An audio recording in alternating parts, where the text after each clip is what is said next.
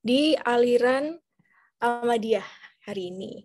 Jadi sebelum itu mungkin saya akan membacakan CV dari Pak Eki dulu ya. Jadi Pak Eki dengan nama lengkapnya Eki Mahmud Mubarik, Sarjana Ekonomi Magister Manajemen. Untuk tempat dan tanggal lahirnya itu berasal dari Bandung, 21 November tahun 69 dan berdomisili di Bandung ya, Pak? Di Bandung. Oke. Lalu organisasi keagamaannya itu ada Pengurus Besar Jemaat Ahmadiyah Indonesia, dan untuk pekerjaannya sendiri adalah wirausaha. Untuk aktivitas lintas agamanya ada Forum Lintas Agama Deklarasi Sanjang Bandung, lalu ada Jaringan Kerja Antar Umat Beragama Bandung, lalu ada Southeast Asia for Freedom of Religion and Belief, CFORB, dan lain-lain. Nah, mungkin untuk breakout room ini, kalau teman-teman yang tidak berhalangan bisa on cam, biar kalau berdiskusi itu enak gitu. Terus nanti kalau mungkin teman-teman ingin bertanya, bisa langsung aja lewat chat di Zoom, biar nanti bisa langsung disampaikan, didiskusikan sama Pak Eki. Mungkin langsung tanya-tanya aja dulu ya, Pak. Boleh. Oh, untuk yang pertama, kan kita di sini masih banyak yang awam nih tentang Ahmadiyah nih. Jadi, apa sih itu Jemaat Ahmadiyah gitu, Pak? Oke. Sebelumnya saya tahu, saya boleh tanya nggak, di yang hadir di sini ada yang Muslim kah? Nggak tahu ya, dari namanya nggak kelihatan ya. Teman-teman mungkin bisa Saya berbicara. Pak Muslim, Pak. Ada, Pak. Oh ya, makasih. Jadi kalau misalkan umat Muslim itu yang saya pahami kan percaya bahwa one day nanti Imam Mahdi akan datang, gitu ya. Nah, seperti itu. Jadi sekali lagi saya tekankan, umat Muslim itu pada umumnya itu percaya bahwa satu saat nanti di zaman akhir Imam Mahdi itu akan datang. Itu yang dijanjikan oleh Nabi Muhammad SAW. Nah, yang membedakannya itu adalah Ahmadiyah percaya bahwa Imam Mahdi itu sudah datang, gitu. Sedangkan yang bukan Ahmadiyah masih menunggu, gitu ya. Ini saya simplifikasi ya. Jadi saya katakan bahwa orang Ahmadiyah percaya bahwa Imam Mahdi sudah datang. Siapa? Yaitu pendiri Ahmadiyah, namanya Mirza Ghulam Ahmad.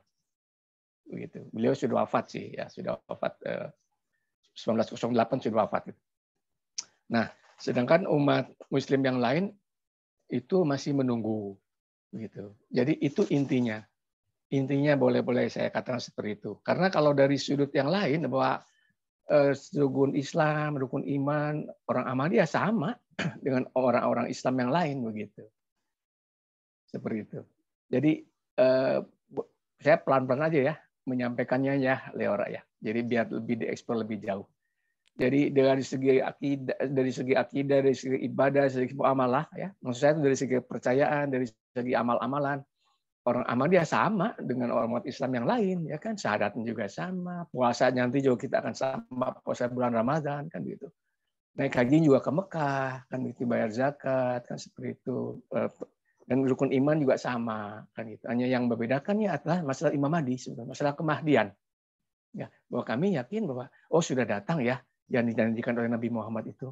Siapa? Mirza Ghulam Ahmad. Karena dia sendiri yang mendeklarasikan akulah Imam Mahdi yang dijanjikan seperti itu. Dan kami beriman. Sementara umat Islam yang lain masih menunggu. Itu barangkali Leora. Oke. Jadi mungkin perbedaan penafsiran gitu ya mungkin, Pak. Atau gimana? Iya. Memang kalau kita bicara agama kan bicara tafsir. Di dalam Kristen sendiri banyak denominasi kan bicara tafsir ya kan. Ya kan? Even di dalam Katolik sendiri juga sama. Ya, semua kan tafsir ya. Ya saya tidak akan berekspor lebih jauh. Tapi kan kita harus bicara bahwa harus katakan bahwa kalau kita bicara agama itu kita akan bicara tafsir. Begitu ya. Kita akan bicara teks. Nah, kemudian teks keagamaan maksud saya, teks kitab suci ya. Kemudian teks itu dikaitkan dengan konteksnya apa. Nah, inilah kemudian menjadi satu tafsir gitu. Jadi di mana-mana semua sama masalah tafsir. Cuma masalahnya sekarang untuk mengkaji. Jadi begini, kalau tafsir itu tidak boleh dikatakan oh ini salah, ini benar, enggak. Kalau tafsir itu harus dikatakan bahwa mana tafsir yang boleh kuat secara argumentatif atau mana yang lemah. Ya kan? Karena kalau salah benar, kita akan terjebak pada hitam putih. Kalau kamu salah, sesat, sudah selesai. Tidak lagi diskusi, tidak dialog tafsir itu sendiri kan? Karena sudah mengunci. Tapi kalau kita turunkan levelnya, oke lah, kita tidak bicara salah benar, tapi kita bicara apa argumentasi sehingga Anda menafsirkan demikian dan apa menjadi satu weakness, katakan seperti itu. Barangkali itu yang boleh saya sampaikan, Leora. Oke, Pak. Mungkin kalau Ahmadiyah sendiri, kalau masuk di Indonesia itu udah berapa lama sih, Pak? Dan sejarahnya itu gimana untuk Ahmadiyah di Indonesia sendiri? Baik, sebelum saya bicara Indonesia, saya bicara di tanah kelahirannya ya dulu ya, Ahmadiyah di Hindustan ya. Di Hindustan itu India sekarang. Itu pada abad ke-19 lah. Itu kan pertempuran tanda kutip ya, pertempuran keagamaan di tanah Hindustan itu demikian hebat. Demikian hebat. Apa namanya? Umat Islam demikian dibully keras ya oleh orang-orang Hindu. Saya harus bicara fakta sejarah ya. Karena mereka mengatakan bahwa nenek moyang kamu dulu itu Hindu. Kamu sekarang baliklah. Kamu dulu itu jadi Islam karena kamu dipaksa dengan kekerasan. Jadi kamu sekarang balik pada agama nenek moyang kamu kan begitu. Demikian juga dengan kedatangannya Inggris sama kristenisasi Barat kalau boleh saya bilangnya. Demikian juga kuat menggerus itu apa umat Islam dengan beragam argumentasi dengan bahasanya apa kebebasan berbicara kan mereka membuli akidah-akidah Islam kan begitu. Sementara internal umat Islam sendiri juga lemah ya karena tidak bersatu. Nah dalam kondisi seperti itulah Ahmadiyah muncul untuk membela Islam begitu. Ya. Kemudian kalau di Indonesia itu 1925 itu datang ya utusan dari Hindustan itu namanya Maulana Rahmat Ali. 1925 beliau pertama kali menginjakkan atau menyebarkan Ahmadiyah itu di Aceh ya kemudian terus berkembang ke Sumatera Barat ya, dan terus ke Sumatera Selatan, Sumatera Utara, Sumatera Timur, dan kemudian ke Batavia.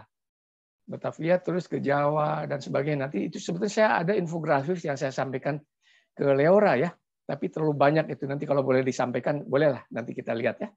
Jadi intinya lebih kurang 3 tahun lagi Ahmadiyah di Indonesia itu akan mencapai usia 100 tahun, Leora.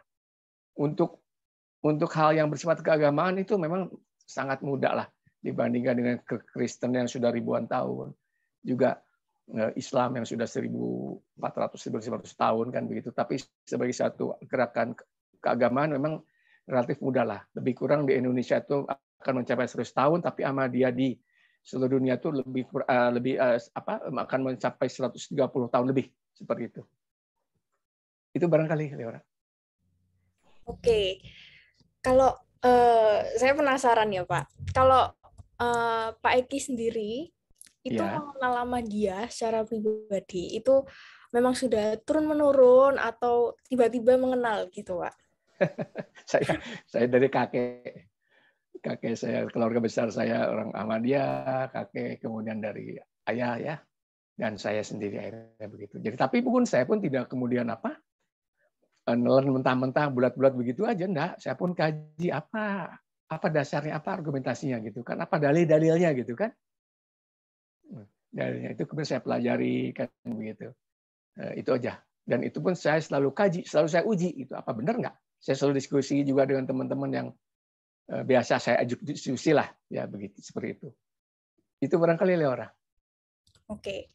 Berarti memang setiap keluarga itu selalu mengajarkan ya Pak untuk beragama dari muda ya, dari kecil. Dari kecil ya, betul. Oke, mungkin beralih ke pertanyaan yang agak lebih sensitif gitu ya Pak. Saya kan lihat-lihat berita tentang Jemaat Ahmadiyah. Nah, untuk Jemaat Ahmadiyah di Indonesia sendiri itu keadaannya seperti apa? Kan kebanyakan agak didiskriminasi sama orang-orang sekitarnya, warga sekitarnya, itu pendapatnya Pak Eki itu gimana? Boleh nggak lebih membumi? Maksud saya daerah mana? Kalau yang Leora tahu kira-kira gitu. Kan Indonesia kan luas banget ya, luas banget ya. Sebab kenapa saya harus ngomong begini? Di Jawa Tengah oke-oke aja toh. Ya kan gubernurnya kan beda. Benar, benar, benar, Pak. Ya kan? Ya kan sementara dulu di Jawa Barat gubernurnya dari satu partai tertentu itu kan kacau. Kan begitu. Mm-mm. Jadi tidak bisa digebiah-uyah. Di Jawa Barat aja misalkan kan di Kota Bandung nggak masalah tuh. Ya kan, padahal wali kotanya dari partai yang sama, tapi mereka melihat bahwa masyarakat Bandung beda. Tapi ketika kita bicara wali kotanya yang sama di Kota Depok, parah lagi. Jadi maksud saya itu semua tuh ada permainan, maaf ya, aktor-aktor politik lah. Supaya ini isu-isu seperti ini dihangatkan, kemudian dijadikan komoditas supaya mereka tetap. Itu kalau boleh saya, ya kan. Tapi bukan berarti bahwa Ahmadiyah juga mulus begitu aja, enggak. Memang sejak awal pertentangan itu terjadi, ya kan? Sejak zaman Orde Lama, Orde Baru, tetapi pada zaman itu kan aman ya, tidak ada persekusi, ya kan? Tidak ada kekerasan kan. Nah, kekerasan itu terjadi pada zaman reformasi ini, kebablasan lah gitu. Jadi jangankan dengan Ahmadiyah ya, dengan umat, saya bicara organisasi tertentu yang udah dibubarkan ya, kan itu yang menjadi apa namanya provokatornya itu kan.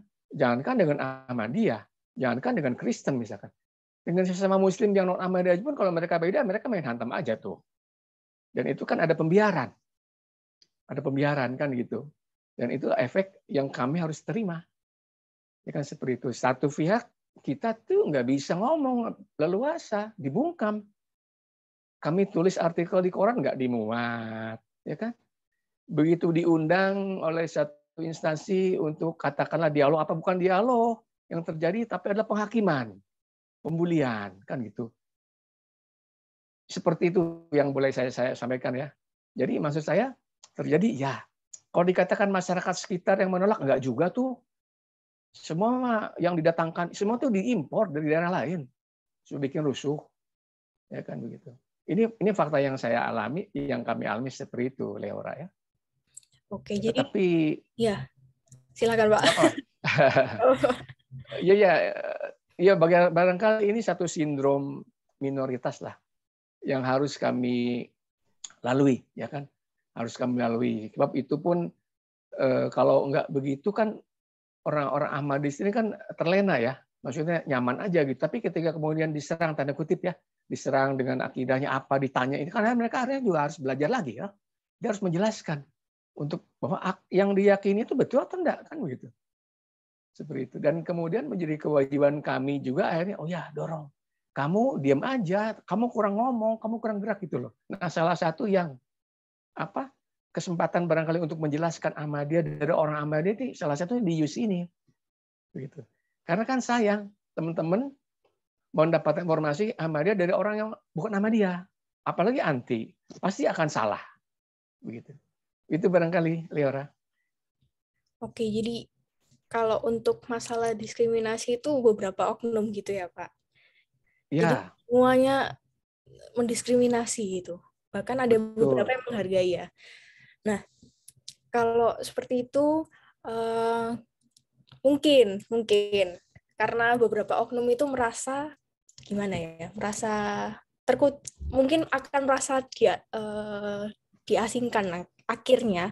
Makanya mereka itu memilih untuk mendiskriminasi Jemaat Ahmadiyah. Apakah memang Jemaat Ahmadiyah ini memaksakan orang agama lain atau mungkin Muslim yang lain untuk mengikuti aliran Ahmadiyah sehingga mungkin orang-orang itu merasa takut gitu Pak, sehingga melakukan hal-hal yang ya seperti itu tadi. Enggak lah, itu asumsi ya. Tapi tidak ada data seperti itu. Tidak ada seperti itu. Kalau kita syiar menyampaikan, tapi nggak ada cerita memaksakan. Nggak ada cerita memaksakan.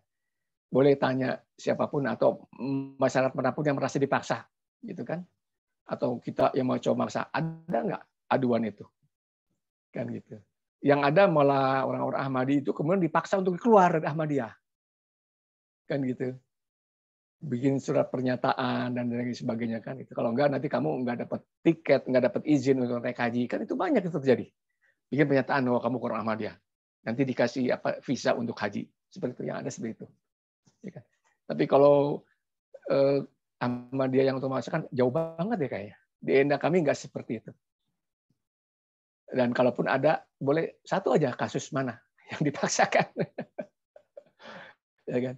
Di Ahmadiyah itu kan di Surabaya itu ada beberapa cabang ya. Di Bubutan cabang paling lama, kemudian di Sidoarjo, kemudian satu lagi di daerah Taman apa ya namanya itu ada perumahan kan. Boleh survei kecil-kecilan di sekitar masjid itu. Tanya diam-diam, ada nggak? Kamu diajak-ajak nggak gitu? Jadi masuk ke Ahmadiyah. Kan begitu. Ini harus empiris soalnya, tidak boleh kita berasumsi, Leora. Oke, Pak. Terus untuk mungkin selanjutnya, saya ingin bertanya nih, Pak. Untuk pembelajaran dari Ahmadiyah sendiri, ini apakah ada yang berbeda yang kecuali yang tadi yang Bapak jelaskan sebelumnya? Apa cuma Imamania. itu? Ya. Atau ada Ya. yang lain, Pak? Ada yang berbeda? Saya hanya katakan bahwa masalah kemahdian ini yang menjadi titik yang pembedanya di sini sebetulnya. Ya kan? Kalaupun yang lain menuduh dibeda-bedakan itu ya tuduhan mereka yang tidak terbukti. Misalkan kitab sucinya lain, syahadatnya beda, naik hajinya nggak ke Mekah, ini kan diada-adakan aja. Mereka nggak pernah mengkonfirmasi. Kan gitu. Tapi ini dari seorang Ahmadiyah mengatakan bahwa yang membedakan itu masalah Imam Mahdi, kemahdian. Kan begitu. Seperti itu. Ya. Jadi kalau yang lain, saya kan banyak teman-teman saya dari Syiah. Syiah juga percaya bahwa Imam Mahdi itu datang tapi kemudian apa namanya bahasa dia bilang tuh moksa ya, masih di langit katanya begitu. Tunggu. Sedangkan yang Sunni dikatakan masih menunggu kapan datang, nggak tahu kan begitu. Ya sudah, kalau udah sampai pada satu keyakinan ya kita harus menghormati. Kami katakan oh sudah datang ini, seperti itu. Itu aja sebenarnya menjadi titik pangkal ya, titik pangkal dari perbedaan. Kalau yang lain saya katakan tadi rukun Islam, rukun iman menjadi pokok ya, tidak ada beda, tidak ada beda begitu. Oke. Ada di chatroom barangkali ada orang. Saya lihat tadi ada beberapa. Ada beberapa, Pak. Oh, Jadi, mau ditanya kan dulu atau mau lewat dulu juga nggak apa-apa, silakan. ya nanti bisa sambil digantian gitu, Pak. Kami jalan ya. Okay. Ya, mungkin ini ada yang bertanya. Jadi, Ya. penganut Ahmadiyah juga beribadah di masjid yang sama dengan penganut Muslim. Apakah benar seperti itu, Pak? Masjid itu kan tempat sujud, tempat sholat ya. Saya biasa kok sholat di masjid manapun ketika saya misalkan bepergian kan, biasa. Malah kadang-kadang ketika kemudian apa namanya ada acara buka bersama di komunitas lintas agama kan, saya minta izin dulu maghriban di aula gereja. Kadang-kadang saya minta sholat zuhur di kantornya pendeta. Jadi tidak ada hal itu yang kemudian tidak boleh sholat, tidak ada cerita itu. Ya kan? Dan orang-orang yang non Ahmadiyah pun mau sholat di Masjid Ahmadiyah silakan, terbuka kok. Nggak ada cerita-cerita yang diadakan kemudian katanya dicuci lagi, dipel lagi gitu. Gimana dipel, orang pakai karpet kok gitu. Ya kan? Nah, seperti itu. Ya. Jadi untuk yang bertanya boleh secara empiris coba aja. Dicoba. Ini benar nggak sih asumsinya bahwa orang Ahmadiyah itu tidak mau sholat di masjid orang lain atau orang lain ketika masuk ke masjid Ahmadiyah kemudian dicuci? Nggak, silakan aja itu. Tidak ada ajaran kami seperti itu. Semua sama kok bersujud di hadapan Allah Ta'ala. Begitu, Leora. Oke. Terus untuk kalau berhubungan sama masjid nih, Pak. Kadang kalau umat Ahmadiyah lagi beribadah itu kadang tiba-tiba ditutup gitu. Ditutup secara paksa. Itu apa yang Bapak rasakan dan tanggapan Bapak terhadap paksaan seperti itu tuh gimana? Ya, ini pengalaman yang terakhir ya, yang recent yang terkini itu ada alasan IMB. nggak ada IMB sehingga harus ditutup kan begitu. Ya, terus sementara kami mau mengurus IMB susah. Sama dengan teman-teman gereja kan susah kan IMB itu kan. Seperti itu. Jadi ini klasik lah. Klasik. Tapi tetap aja kalau memang itu aturan seperti itu, kami tetap aja. Maksudnya itu tidak akan pernah berhenti sholat kok. Gitu. Tapi tetap kami berupaya untuk mempertahankan hak kami, hak konstitusi kami untuk bebas beribadah dan beragama dan beribadah. Itu aja.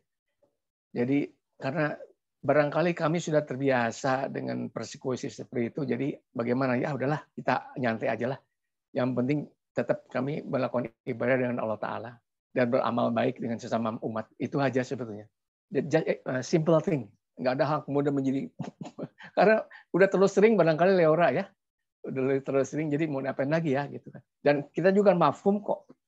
Maklum juga biasanya mereka yang menjadi provokator itu mereka yang semua juga maaf ya, semua bayaran semua lah gitu, bukan murni karena agama atau bukan murni karena agama itu maaf harus saya katakan hanya ikan bungkus aja lah.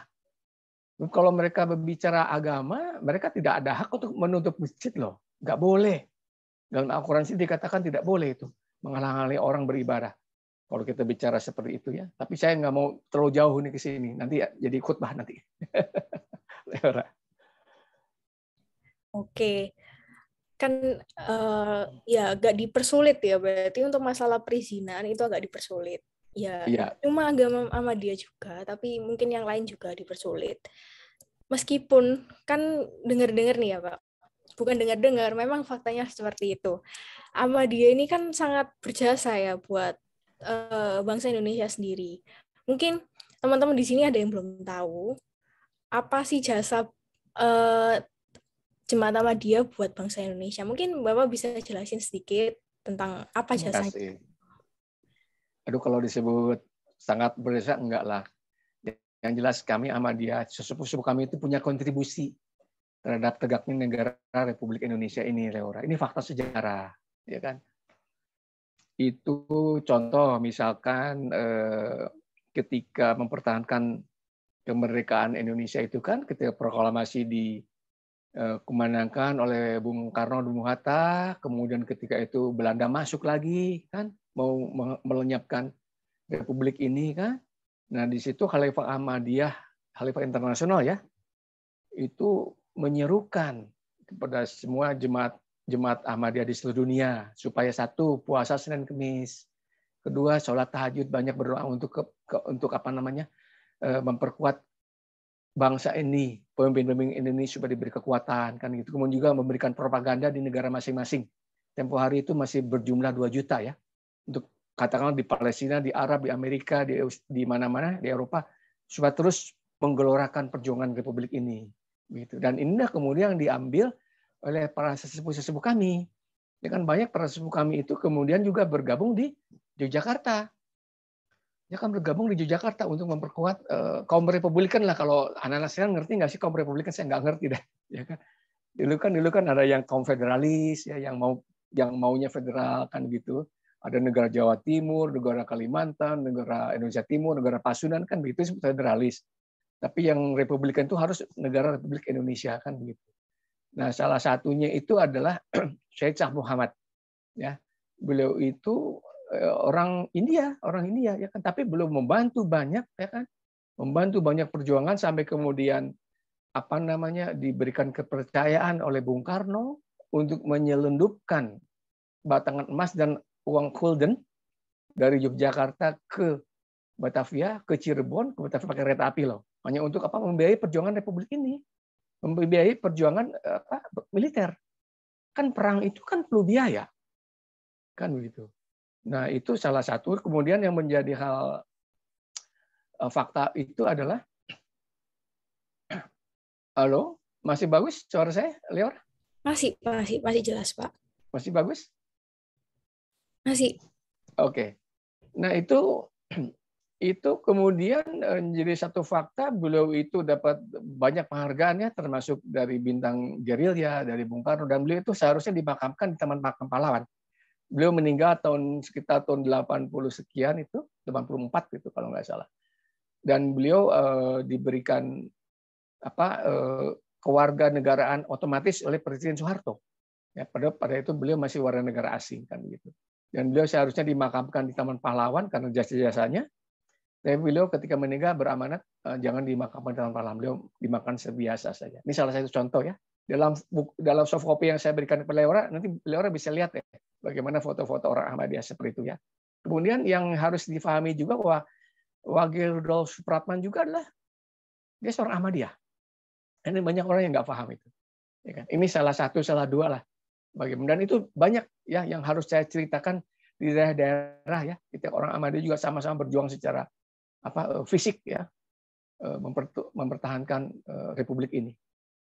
Itu barangkali ini sejarah. Sementara saat ini adalah kita berjuang, anak milenial juga berjuang untuk mendorong industri 4.0 ya kan, banyak itu diapresiasi oleh Pak Jokowi.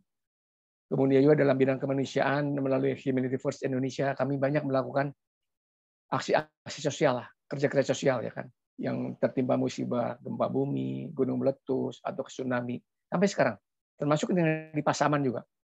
Semampu yang kami bisa berikan lah, nggak banyak sih, tapi kita ingin satu berkontribusi yang bermanfaat bagi masyarakat. Begitu barangkali Leora. Oke, banyak banget ya jasa kontribusinya Jemaat Ahmadiyah dari sebelum kemerdekaan sampai saat ini juga ya. Mungkin teman-teman nanti bisa lihat-lihat lah, searching lah.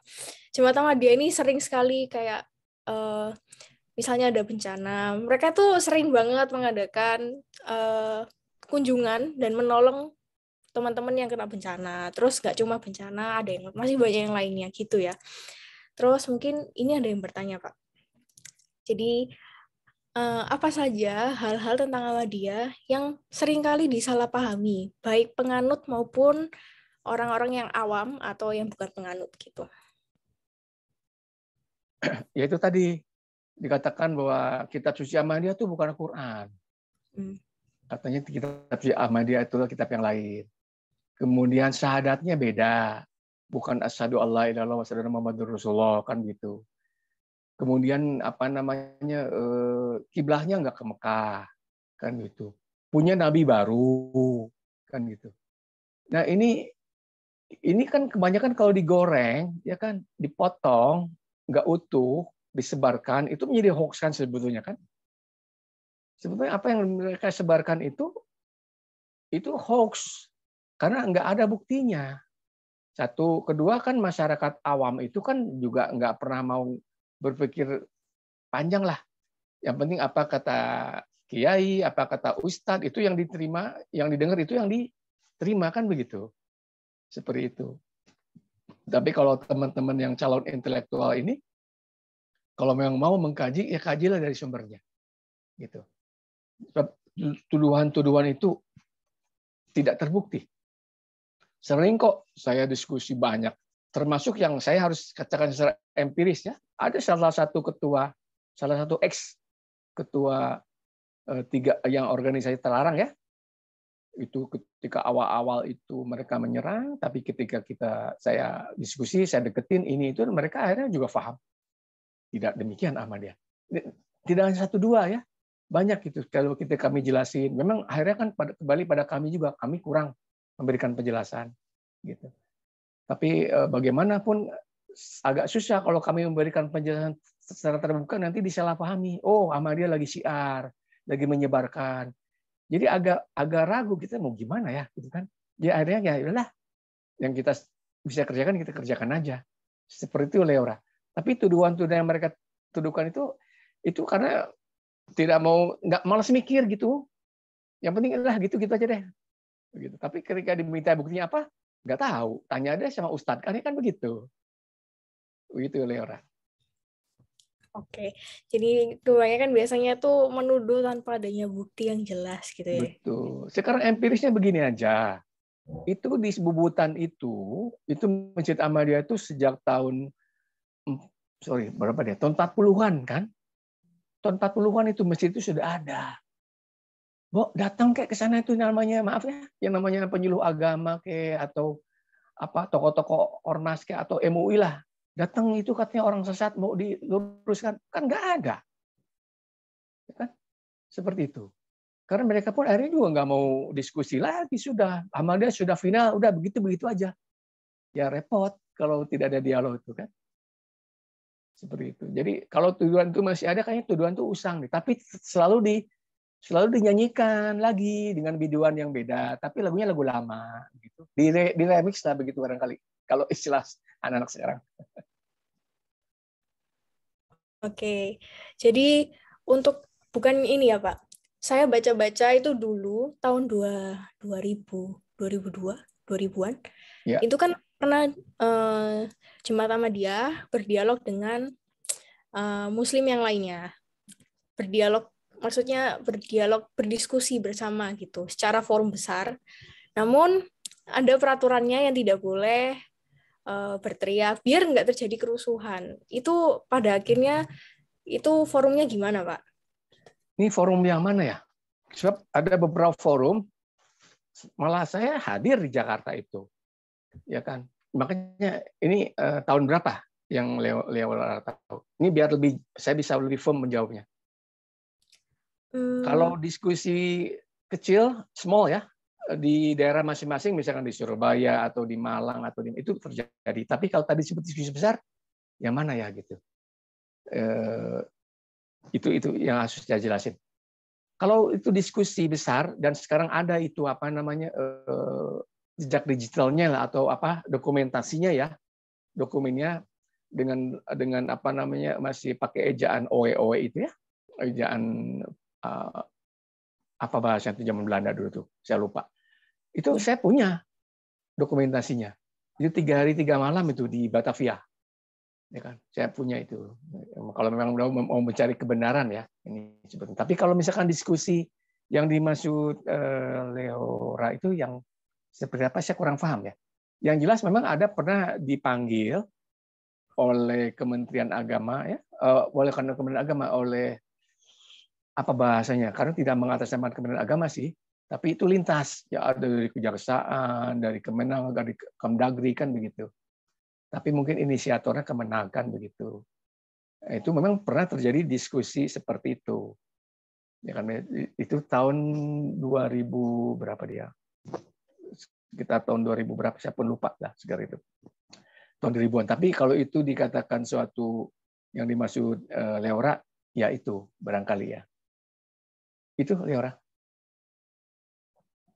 Oke, Pak, baik. Mungkin nanti saya cari lebih tahu, cari lebih detail lagi ya, Pak. Iya, Terus iya. ini ada yang bertanya nih. Dulu Gubernur Jatim pada tahun 2011 dikecam tidak boleh disebarluaskan ini Ahmadiyahnya. Gimana kok bisa Ahmadiyah bisa mencapai titik poin saat ini bisa menjadi aliran yang cukup diakui sekarang. Sedangkan dulu itu kan masih kayak nggak boleh disebarluaskan gitu. Oke, saya harus sampaikan fakta begini ya. Ahmadiyah itu diakui sebagai badan hukum oleh negara. Oleh negara itu 1953, Leora maaf. 1953 sudah diakui itu. Dalam buku saya tuh ada di situ. Ya kan. Kemudian diadakan pembaruan melalui Dirjen Aku itu apa ya? Administrasi hukum apa? Pokoknya di Kemenkumham, ya kan? Itu ada pembaruannya tahun 2020 Desember. Jadi sampai sekarang Ahmadiyah itu diakui sah, punya badan hukum, kemudian juga badan hukum diperbaharui zaman sekarang ini kan tahun 2020 Desember kan seperti itu. Jadi formally secara legalitas Ahmadiyah itu sah.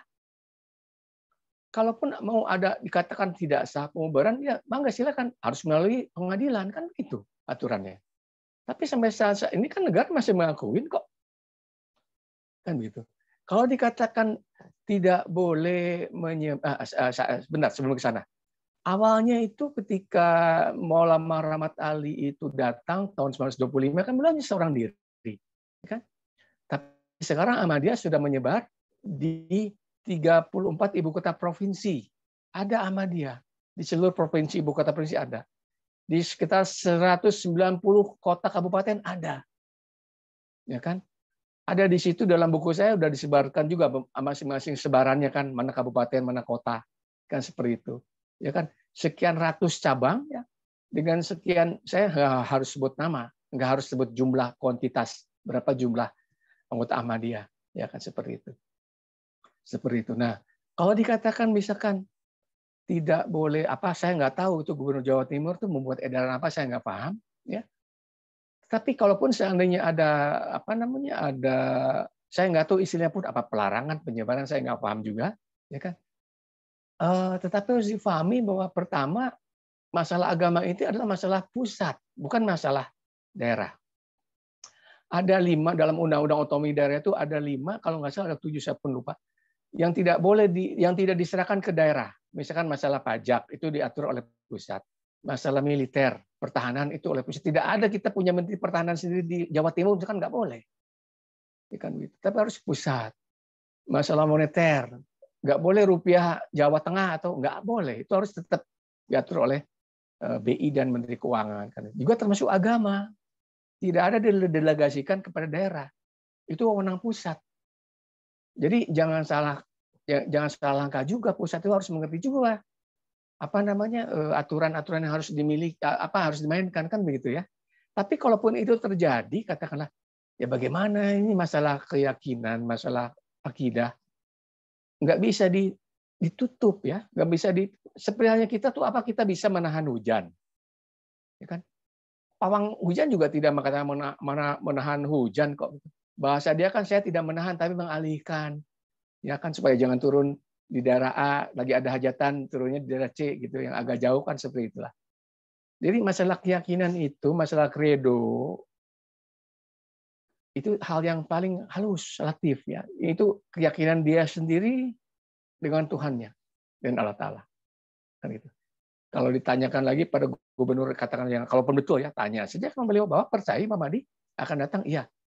Bahwa percaya sudah datang belum, ya sudah, kalau saya sudah percaya sudah datang gimana? Kan begitu. Jadi make it simple lah. Yang penting jangan sampai merugikan negara, mengubah Pancasila, memaksakan kehendak, ya kan, kamu harus ikut Ahmed, nggak boleh itu kriminal, melanggar hukum. Leora, begitu barangkali.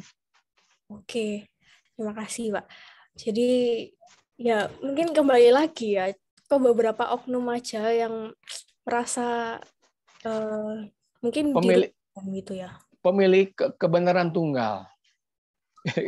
Oknum merasa bahwa akulah kebenaran yang sesungguhnya gitu, yang tunggal, yang lain salah, kan nggak boleh seperti itu. Benar Pak, benar banget.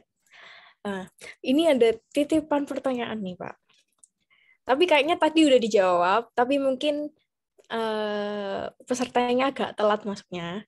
Jadi dia menanyakan, Oh, nggak apa-apa, silakan. Ahmadiyah itu apa juga sholat? Nah, sholatnya kayak orang Islam seperti biasa atau gimana Pak? Gitu.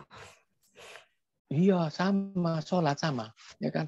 Rukun iman kami sama, rukun Islam kami sama, sholatnya juga 5 kali sehari ya, 5 waktu atau 3 waktu lah kalau menurut orang Syiah, kan kami sama. Zuhur 4 rakaat, asar juga 4 rakaat, maghrib 3 rakaat, isya 4 rakaat, subuh juga 2 rakaat, kan begitu. Sholat sama, menghadap ke Mekah, iya. Baca Quran Majid dari Al-Fatihah sampai Anas, iya, 114 surat, 30 juz. Kita nanti sama-sama puasa bulan Ramadan, kan begitu. Kita juga ibadah yul kurban, potong kambing, bayar zakat juga. Secara amalan, secara ibadah nggak ada yang beda. Saya pun alhamdulillah pernah ke Mekah. Sudah lama itu dulu sebelum Krismon, ya kan. Jadi nggak ada hal yang kemudian menjadi sesuatu yang mengerikan atau yang dibeda-bedakan, enggak lah, nggak ada. Begitu Leora. Oke. Mungkin itu jawabannya. Terus mungkin ini saya tanya, ini ada pertanyaan yang saya juga nggak paham, jadi mungkin saya nanti bisa paham Oh kalau ya. bantu jawab gitu ya. Iya. Jadi ini ada pertanyaan. Iya. Seperti apa nubuatan Rasulullah SAW mengenai umat Islam yang terpecah dalam 73 golongan? Itu gimana? Iya. Saya nggak kutip hadisnya karena saya juga nggak hafalnya. Tapi intinya demikian, bahwa secara lengkapnya itu bahwa umat Islam akan bernasib sama dengan umat Nasrani dan Yahudi. yaitu terpecah dalam 71 golongan, 72 golongan, 73 golongan. Ya. Yahudi 71, Nasrani 72, umat Islam 73.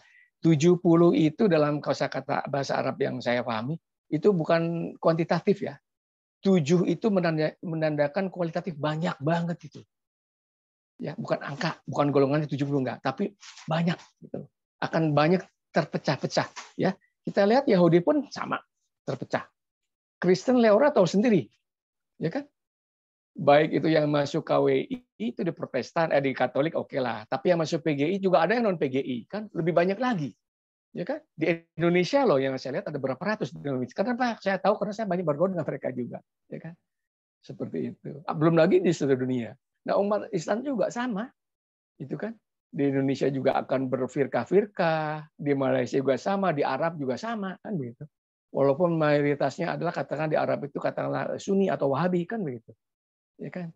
Tapi ini ada satu fakta bahwa itu sejarah itu juga tidak bisa dielakkan ya. Bahkan akan terjadi katakanlah pecah itu ya karena kan udah jauh dari akarnya ya kan. Kalau air jauh dari sumber mata air itu pasti akan keruh sampai ke hilirnya pun. Tapi kalau masih dekat-dekat mata air kan masih bening-bening lah, gitu kan? Karena sumber mata airnya kan dekat.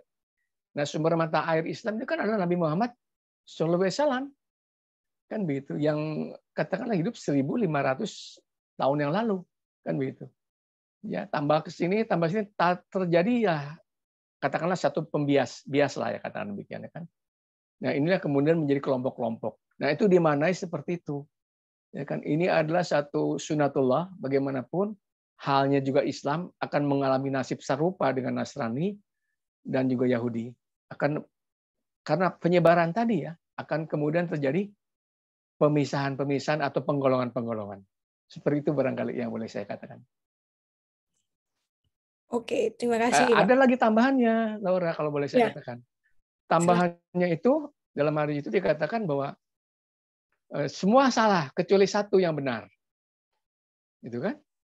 Jadi aliran itu semua salah, 73 itu 72 salah satu yang benar kan begitu. Tetapi pada kenyataannya yang 73 juga menyatakan aku yang benar, kan begitu. Makanya kan begitu ya. Kamu yang salah, aku yang benar, kamu yang benar kan begitu. Ya kan?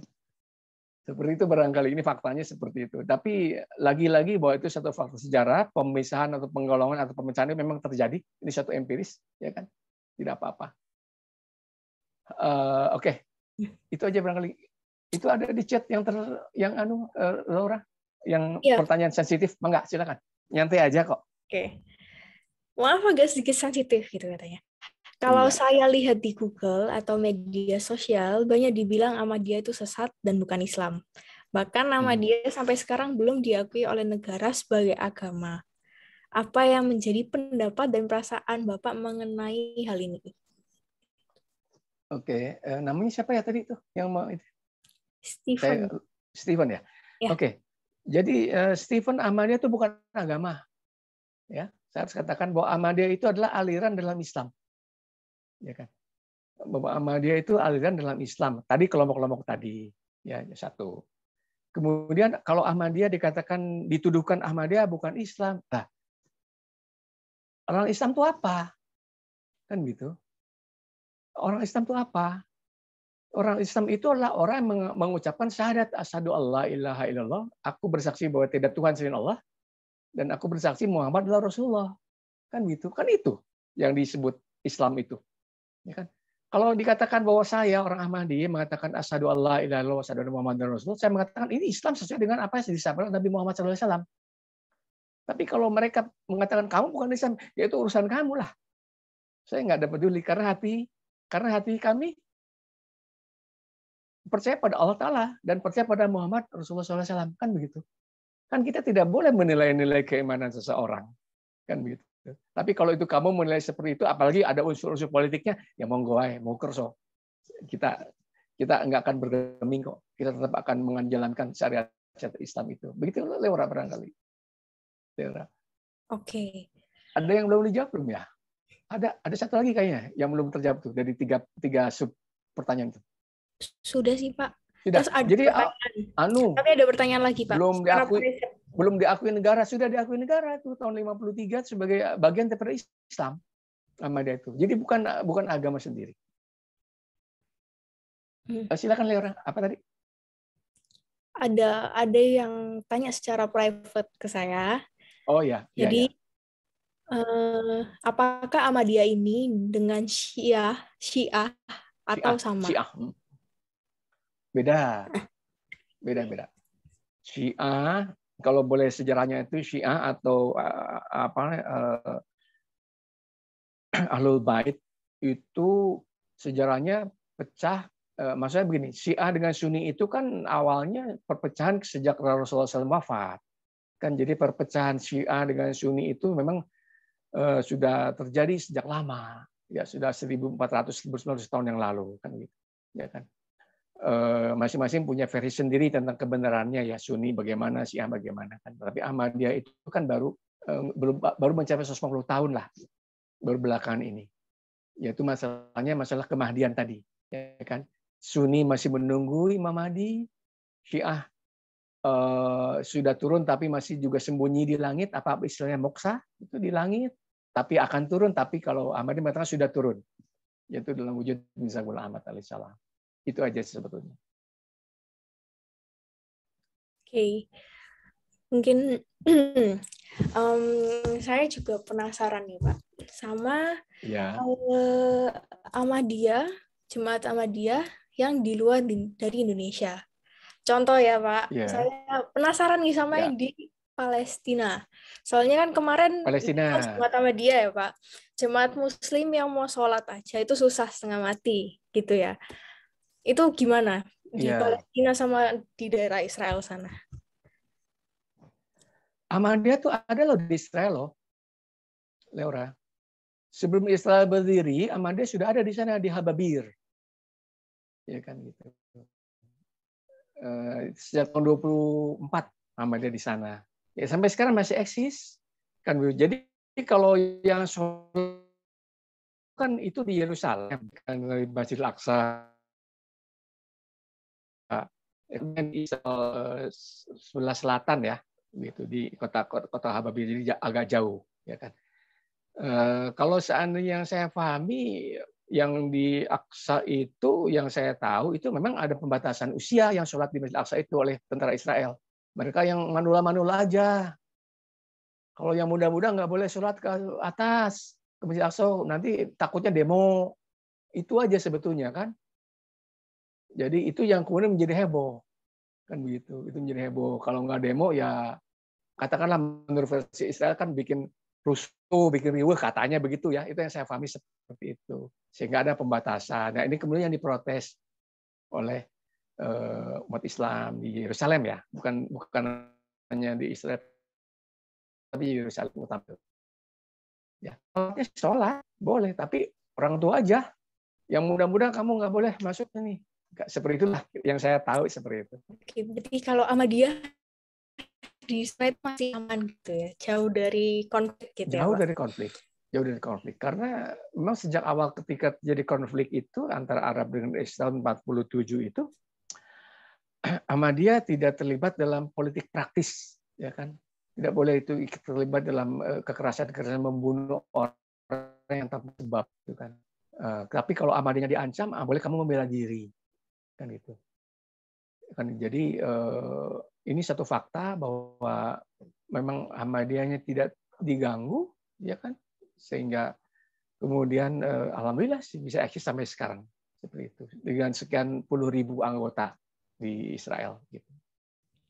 Itu tempo hari ada YouTube-nya loh, ada podcast-nya dari siapa namanya, pendeta, aduh kok lupa saya namanya. Saya juga lihat itu Pastor Gilbert Lumendo. Betul, itu kan diskusi sama orang Ahmadi Israel kan, benar. gitu kan, seperti itu Gilbert ya, seperti itu.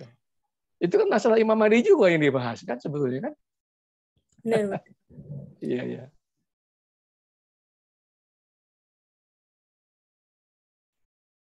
Jadi kalau nggak mungkin memulai duluan gitu ya. Iya betul. Oke, mungkin ini ada pertanyaan lagi, Pak. Mungkin khilafah itu apa? Apa dianggap sebagai berkah gitu di dalam.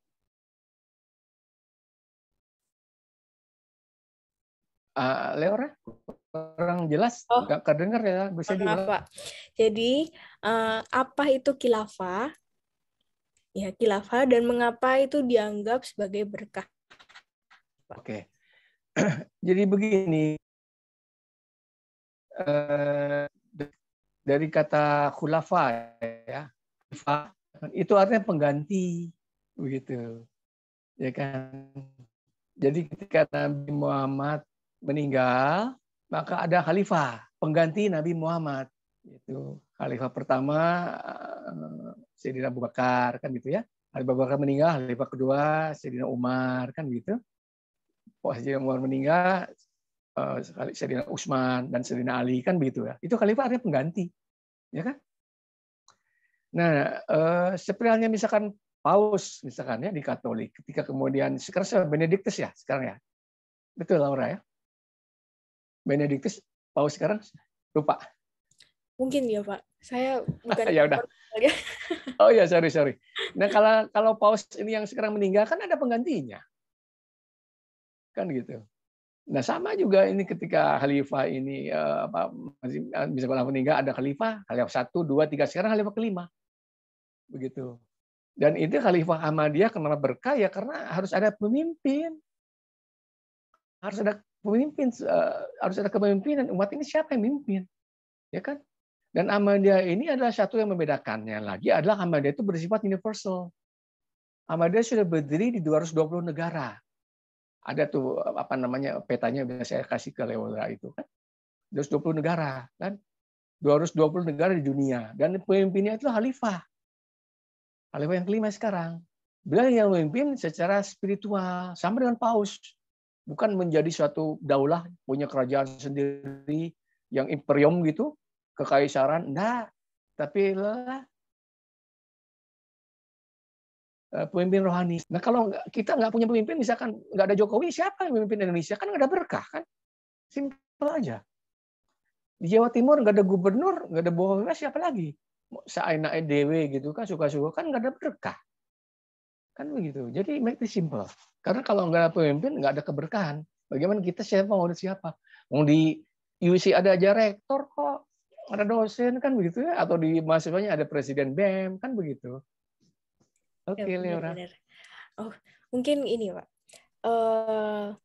Kalau untuk pemilihannya sendiri, itu kayak gimana? Kayak pasti ada standarnya dong. Nggak mungkin ngasal pilih gitu. Ketika Khalifah meninggal maksudnya. Iya, memilih yang baru gitu. Halo Leora. Iya, Pak. Apa namanya? Ketika Khalifah meninggal yang dimaksud? Iya, kan akan ada khalifah yang baru. Iya kan? Oh iya ya. Kalau Nah, jadi begini, ya. Khalifah itu seumur hidup. Khalifah itu seumur hidup, ya kan? Tapi beliau diganti kalau meninggal gitu. Nah, cara pemilihannya itu adalah beberapa kan begini, Ahmadiyah itu kan di 220 negara kan, misalkan begitu. Tapi tidak semua punya keamiran. Hanya negara besar aja yang punya amir, pemimpin yang besar lah. Bisa Indonesia karena kan anggotanya kan banyak. Maka beliau punya amir. Nah, salah satu adalah amir Indonesia dipanggil ke markas. Sekarang kan di London.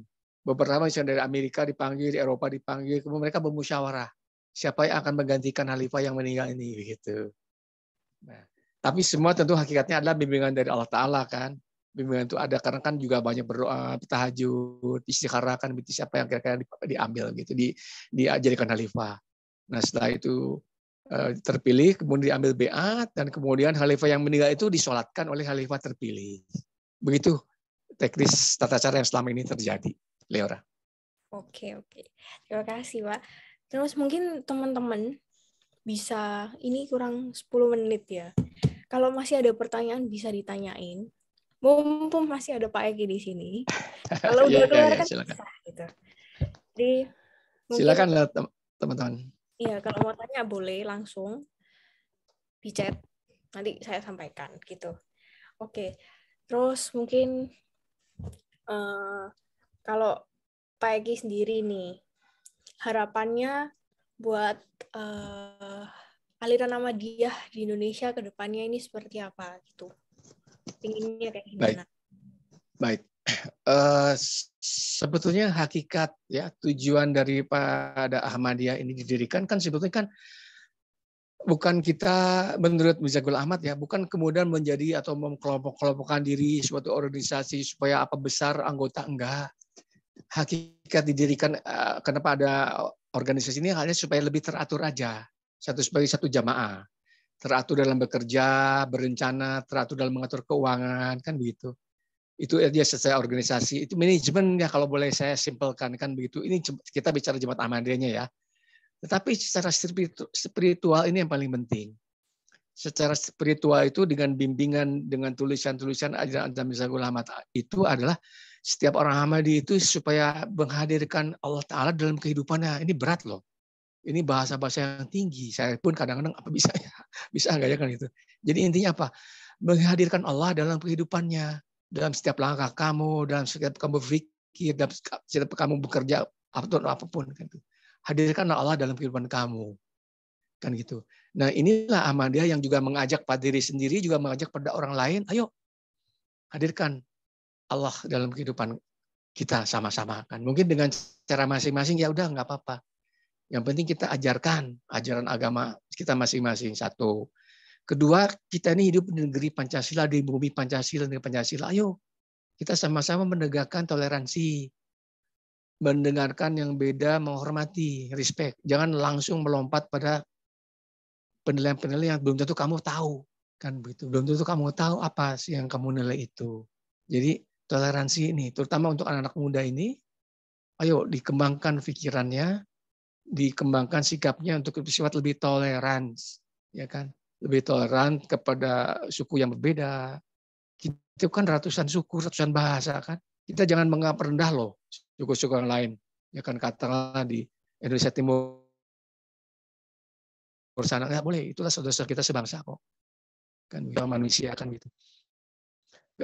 Agama yang berkeyakinan yang berbeda kan begitu. Tumbuhkan sikap ini sesuai dengan apa namanya nilai-nilai Pancasila itu. Itu aja barangkali Leora. Oke, Pak. Jadi yang pasti pengen yang terbaik lah ya. Semakin toleransinya semakin tinggi di Indonesia ini gitu. Jadi Iya betul, insyaallah. ya kita semua berharap yang terbaik buat semua, nggak cuma Ahmadiyah, buat semua Iya agama, betul. semua aliran. Memang ya agak sulit, dipersulit memang ya, karena mungkin minoritas juga. Jadi ya kita berharap berserah sama yang di atas saja, gitu ya Pak. Ya, satu berserah itu oke, tapi yang kedua jangan lupa kita juga berikhtiar ya. Yes. Ini salah satu yang dibuat oleh Yus ini bagus. Itu salah satu upaya. Ya kan, yang kecil-kecil dulu nggak apa-apa lah. Kita coba berikan pencerahan seperti itu barangkali. Leora. Iya, mungkin dari sini kan biar teman-teman yang lain itu bisa sharing. Jadi dari mungkin ada beberapa orang di sini, terus nanti bisa dari mulut ke mulut lah di-sharingkan biar nggak toleransi itu semakin ditingkatkan, nggak cuma berhenti di kita-kita, tapi bisa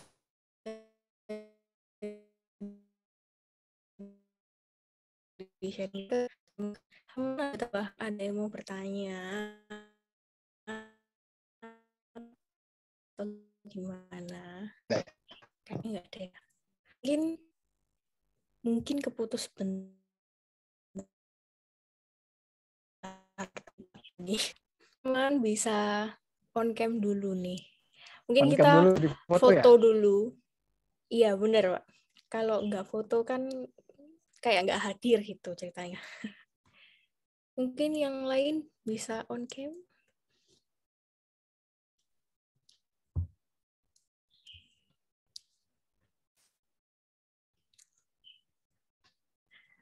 Oke, saya foto ya. 1, 2, loh, Pak Eki-nya kok hilang? Iya, mutus Oh, tuh. Ada, muncul lagi. sudah Pak. Muncul. Oke, Oke. 1, 2, 3. 1, 2, 3. Oke. Oke, terima Oke, kasih terima teman-teman. kasih. Oke, jadi saya simpulkan ya. Jadi untuk hari ini, mungkin memang hanya ada perbedaan itu tidak signifikan dengan aliran muslim yang lain. Tidak terlalu banyak perbedaannya setelah saya dengarkan. Terus ternyata media itu tidak seperti yang diomongkan di luar sana gitu. Ternyata media itu juga cinta damai, tidak mau adanya kerusuhan itu nggak mau. Terus dan juga saling menolong loh. Ahmadiyah ini sangat uh, uh, gimana ya, berkontribusi pada bangsa itu dengan sangat baik Alhamdulillah. juga. Jadi mungkin teman-teman bisa di-sharingkan gitu loh. Kalau Ahmadiyah itu nggak cuma yang jelek-jelek aja, padahal ada baiknya, ada semua agama itu pasti baik, semua aliran itu pasti ada baiknya. Ya, mungkin yang tidak baik manusianya, karena manusia kan terbatas ya, seperti itu. Mungkin Pak Eki ada tambahan, Pak? Baik, terima kasih untuk generasi milenial ini yang udah mau menyisihkan waktu untuk mendengarkan aliran-aliran keagamaan ya kan. Bagi saya itu sesuatu hal yang mewah untuk anak-anak sekarang nih kan. Anak sekarang kan lebih pragmatis, yang dikejarkan kan crazy rich begitu ya. Yang dikejar kebanyakan materi, ya kan, dengan beragam upaya. Tapi bolehlah, silakan aja, masih muda kok, raih ilmu setinggi-tingginya, mau kejar materi silakan. Tapi lagi, saya nitipkan ini juga pesan untuk saya juga, untuk anak-anak saya juga. Oke, yuk kita hadirkan Tuhan dalam kehidupan kita supaya lebih berkah dalam perjalanan hidup ini. Terima kasih. Terima kasih Pak Eki atas waktunya, sudah sharing-sharing hari ini. Dan juga teman-teman, terima kasih banyak sudah meluangkan waktunya buat berdialog bersama Pak Eki gitu. Mungkin sekian. Terima kasih Felicia. Terima kasih Anastasia. Terima kasih Leora. Ya, makasih Pak. Kita boleh Saya live nih. belajar banyak loh hari ini, Pak. Terima kasih. Ya. Oh ya, kalau ada apa-apa bolehlah, saya punya HP di-share kalau misalkan mau chatting atau diskusi lebih jauh, silakan aja. Ya, nanti kalau teman-teman mau nomor telepon, mau tanya-tanya sampai nanti hubungi saya. Oh iya. Udah Oke. live group ini? Gimana, Pak? Udah bisa live group? Selesai? Boleh, Pak. Atau Boleh. kembali ke ruang utama? Enggak lagi ya? Harusnya sih boleh live ya, Pak. Oke. Baik. Terima kasih, Pak Eki. Terima kasih ya. Terima kasih, teman-teman. Terima kasih.